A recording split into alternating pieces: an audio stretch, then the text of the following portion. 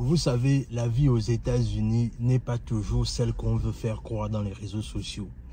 Et dans cette vidéo, il est question pour moi en fait de te parler un peu de les pires voisins qu'on a eus depuis qu'on est arrivé aux États-Unis. C'est-à-dire, vous allez comprendre dans cette vidéo combien de fois dans ce pays, il faut avoir le cœur si seulement vous voulez venir pour immigrer dans ce pays et pour vous y installer. Sur ce, on est parti. Comme je disais, aujourd'hui, on va parler un peu de l'expérience qu'on a vécue quand on venait d'aménager aux États-Unis dans un quartier, en fait. Alors, à la base, ce sont des Noirs américains qui étaient nos voisins, en fait. Parce qu'il faut bien remettre les choses dans leur contexte. C'était des Noirs américains qui étaient nos voisins. C'était dans un immeuble. On avait des voisins en face, là, c'était un couple de Noirs américains. Et en bas, on avait également des couples de Noirs américains. Je crois sur le côté, dans l'immeuble, c'était des gens du Pakistan ou quelque chose comme ça là. Vous allez comprendre un peu comment est-ce que c'était chaud en fait à l'époque là. Alors ce qui s'est passé, c'est que on s'est installé dans l'immeuble, ça se passait bien au début, c'est-à-dire quoi? C'est-à-dire que les choses allaient de bon train, il n'y avait pas de soucis, on était là, on était dans une position là où voilà, on vit notre vie et puis on ne gère pas trop ce qui se passe autour de nous. Mais ce qui s'est passé, c'est que au fur et à mesure qu'on était dans l'appartement, nos voisins, les Noirs américains qui étaient en face de nous, ont commencé à monter leur vrai visage. C'est-à-dire, premièrement, le constat qu'on a fait, c'est que le monsieur qui était avec sa femme, parce que déjà la femme, elle était très forte, elle était, disons, une femme qu'on va dire communément grosse, elle était forte, physiquement, elle était imposante. Et le mari, il était court et vraiment chétif, comme on dit. Mais le truc, c'est qu'il était en couple avec cette Noire américaine-là. Et le constat qu'on fait, c'est que le monsieur se faisait battre par sa femme. C'est-à-dire quoi? C'est-à-dire que la femme tapait souvent sur le monsieur, en fait. Et le constat qu'on fait, c'est qu'à chaque qu'on a fait, autant pour moi, c'est que au bout d'un certain temps, à chaque fois qu'ils se battent, voilà, elle met le monsieur dehors, elle jette son linge dehors. Ah, c'est la première chose qui a attiré notre attention. On s'est dit, waouh, dans quel pétrin on est venu se mettre ici? Parce que bien évidemment, nous sommes des personnes, on recherche le calme. Et là, on se retrouve à être face à un couple qui est toujours en train d'avoir des problèmes. Ils sont toujours en train de se battre. Et quand ils se battent, la plupart du temps, la femme blesse le monsieur, en fait. Et non seulement elle a toujours tendance à blesser son mari, mais c'est même elle encore qui propose à son mari de l'emmener à l'hôpital, en fait. C'était vraiment quelque chose d'ironique qu'on ne comprenait pas, en fait. On a essayé de gérer ça là, comme ça. On a essayé de gérer. Et un jour, ça c'est vraiment ce qui nous a vraiment choqué, c'est qu'un jour, elle a fait la fête avec ses amis. Et quand elle a fait la fête avec ses amis, en fait, dans le parking, là où nous tous on garait les voitures, ils avaient souvent tendance à se regrouper là, en fait. Parce que voilà, ils étaient là, ils faisaient la fête et tout ce qui va avec. Et un jour, je pense que la fête là, certainement ça a été peut-être la fête de trop. Et ils ont commencé à se discuter au parking.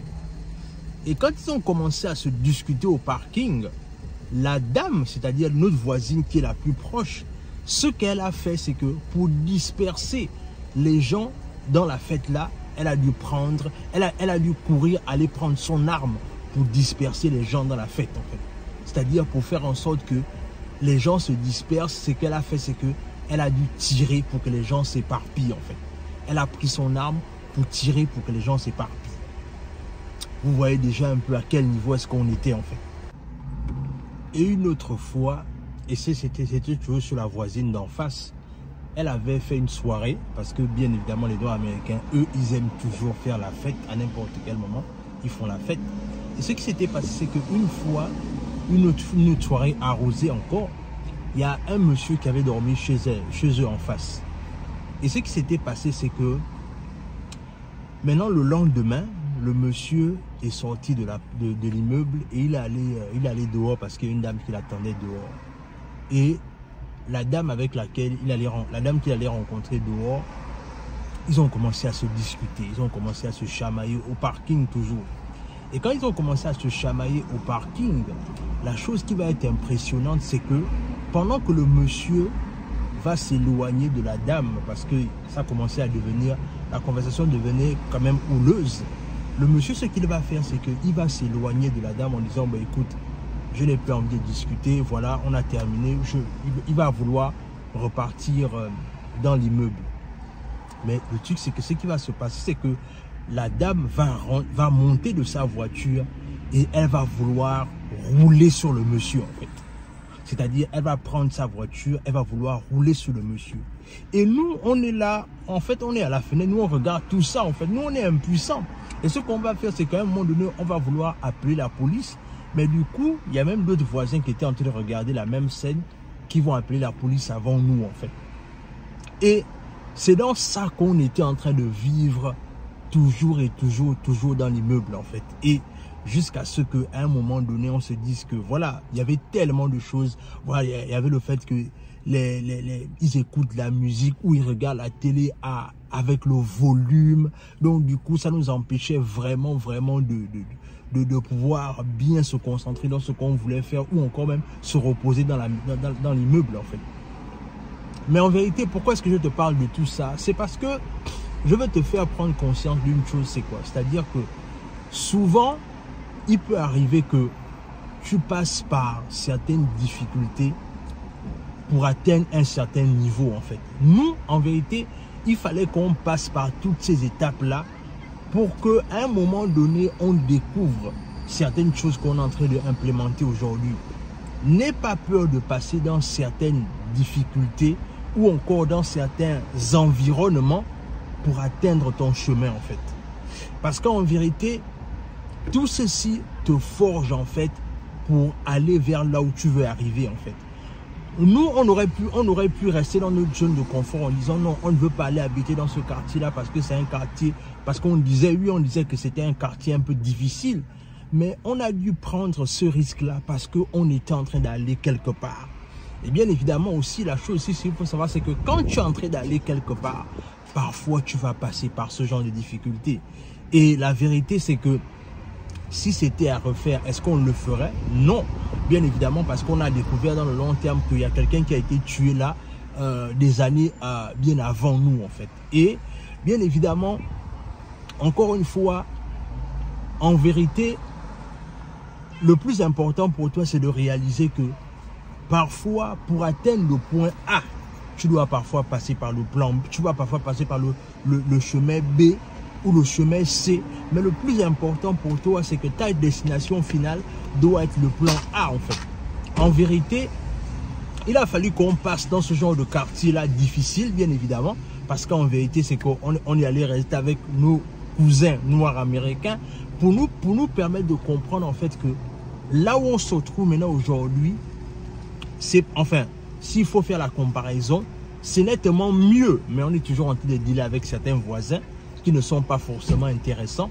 Mais le plus important, c'est que jusqu'à ce que on atteigne ce qu'on veut atteindre, c'est par étapes, c'est par étapes, c'est par étapes et c'est par niveau. N'aie pas peur de connaître certaines difficultés dans la vie pour grandir. Parce qu'en vérité, ton succès, ton succès, comme je disais, ta difficulté, c'est là où aussi se cache ta réussite. Donc, n'aie pas peur de connaître des échecs, n'aie pas peur de connaître des difficultés parce que c'est tout ça là qui va forger ton caractère.